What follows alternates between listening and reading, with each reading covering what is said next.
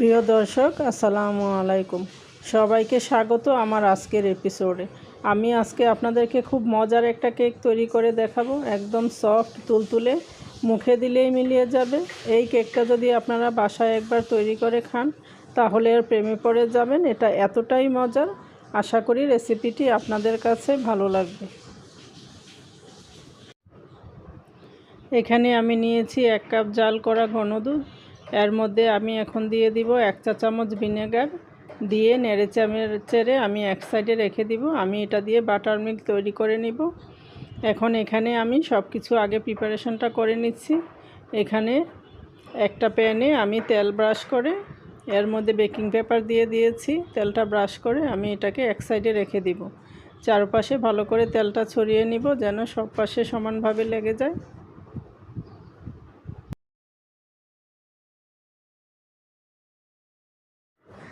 এখানে আমি নিয়েছি আধা কাপ সফট বাটার। আমি এখন এগুলোকে বিট করে নিব। 2-3 মিনিট এগুলোকে বিট করে নিচ্ছি।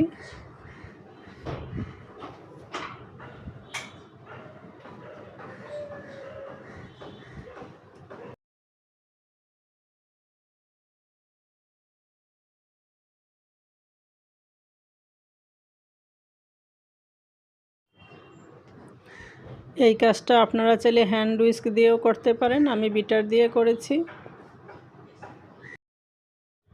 এখানে আমি দিচ্ছি 1 কাপ চিনি। চিনির পরিমাণটা আপনারা চাইলে কমিয়ে বা বাড়িয়ে নিতে পারেন। এই ডিশটা আমার কাছে ছোট মনে হচ্ছে, আমি বড় একটা ডিশে নিয়ে নিচ্ছি। এখন চিনি আর বাটারটাকে আমি আরও 3-4 মিনিট বিট করে নিব। এখানে আমি দিয়ে দিচ্ছি 2টা ডিম। ডিম 2টা দিয়ে আমি আরও 3-4 মিনিট এগুলোকে বিট করে নিচ্ছি। আপনারা চাইলে পুরো কাজটাই আপনারা হ্যান্ড হুইস্ক দিয়ে করতে পারেন।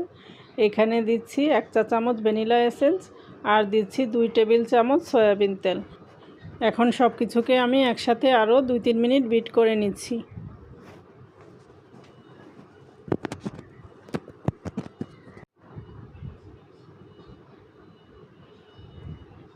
এখন এখানে আমি দিচ্ছি বাটার মিল্ক। যেই বাটার মিল্কটা আমি তৈরি করে রেখেছিলাম এখানে পুরোটাই দিয়ে আমি আরও 2-3 মিনিট এগুলোকে একসাথে বিট করে মিশিয়ে নিচ্ছি। আপনারা চাইলে এখানে পুরো কাজটাই হ্যান্ড হুইস্ক দিয়ে করতে পারেন, একটু সময় নিয়ে করে নেবেন।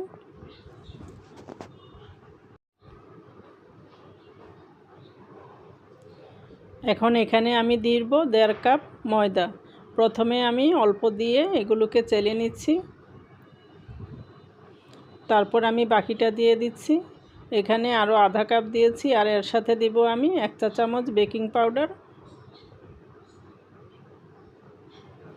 আপনারা চাইলে এখানে বেকিং সোডাটাও অ্যাড করতে পারেন। এখন আমি সব কিছুকে একটু মিলিয়ে নিচ্ছি।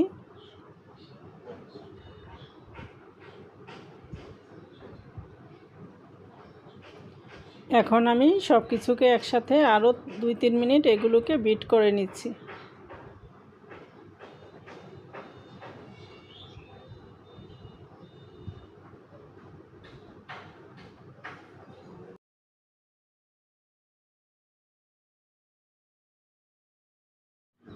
আমার বিট করা হয়ে গিয়েছে, এই যে দেখতে পাচ্ছেন এর ঘনত্বটা। এখন আমি এগুলোকে মোল্ডে ঢেলে নিচ্ছি।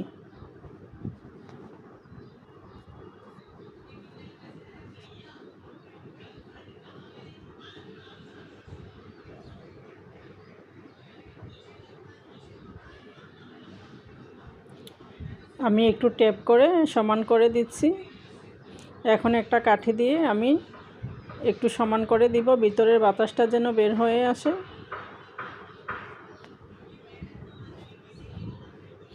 আমি এগুলোকে 170 ডিগ্রিতে 30 মিনিট বেক করে নিয়েছি। আপনাদের সময়টা 5 মিনিট কম বা বেশি লাগতে পারে।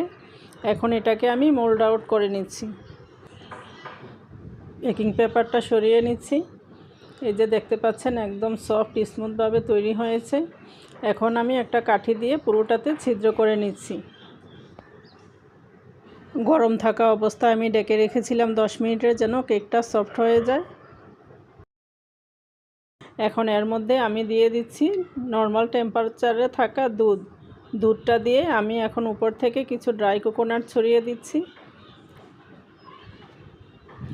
এখন আমি এটাকে পিস করে নিব।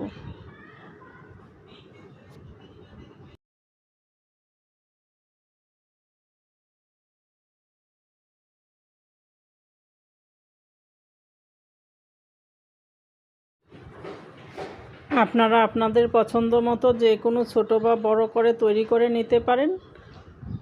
একদম সফট তুলতুলে, দেখতেই পাচ্ছেন কতটা স্মুথভাবে কেকটা তৈরি হয়েছে। এভাবে আপনারা অবশ্যই বাসায় একবার হলেও বানানোর চেষ্টা করবেন।